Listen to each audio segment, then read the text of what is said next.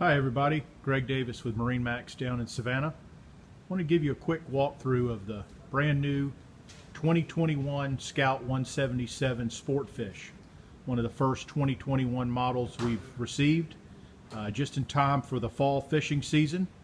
This one's equipped with the 115 Yamaha, has a power pole bracket on the back, a couple of other options. It has a Fusion stereo with the J&L speaker upgrade, trim tabs with the indicator, hydraulic steering.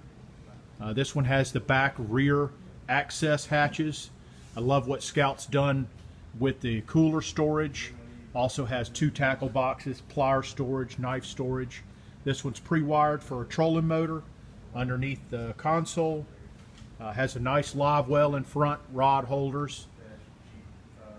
Has great anchor locker with bucket storage, rod holders on the front. It's going to be a great inshore fishing boat. Can be equipped with a poling platform, pole holders, trolling motors. Great shallow water boat, and excellent boat for exploring the creeks in this area. For more information, contact us here in Savannah at area code 912-897-9881. Thanks and have a great day.